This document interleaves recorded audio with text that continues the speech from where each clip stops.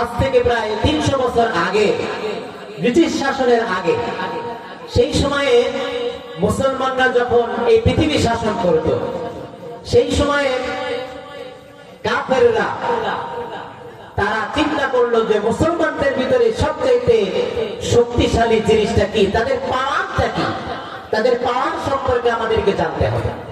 তো তারা কি করলো, তাদের পার্লামেন্টের ভিতর থেকে নিয়ে 6 জন সদস্যকে পাঠিয়ে দিল যে তোমরা 6 মাস জরিপ করবে। কয় মাস বলেন? 6 মাস জরিপ করবে যে মুসলমানদের ভিতরে আসলে তাদের যে এত শক্তিমত্তা, এর মূল উৎসটা কি। তো তারা 6 মাস জরিপ করলো, সব জায়গায় ঘোরাঘুরি করলো। ঘোরাঘুরি করার পরে তারা দেখলো যে মুসলমানদের ভিতরে মূলত শক্তির প্রধান বস্তু হলো এই কোরআনুল কারীম। সুবহানাল্লাহ। কারণ হলো তারা দেখলো যে এই কোরআনুল কারীমের একটি আয়াতের বিপক্ষে এই মুসলমান চলে না। সুবহানাল্লাহ বলেন।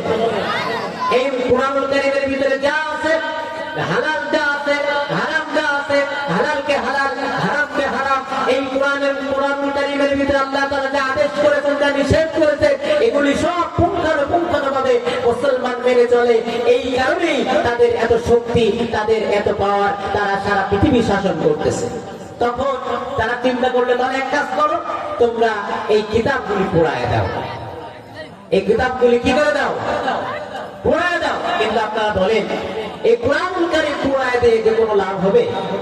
কথা বলে লাভ হবে? একজন ডাক দিয়ে বললেন যে আপনি যদি এই কোরআনুল কারীমের কপিগুলো পোড়ায় দেন, এতে করে কোনো লাভ নাই। কারণ হলো এই কোরআনুল কারীম পুড়িয়ে দেওয়ার মাধ্যমে কোরআন উৎখাত করা সম্ভব নয়, কারণ তাদের ভিতরে এই কোরআনের হাফেজ তাদের ভিতরে আছে। সুবহানাল্লাহ।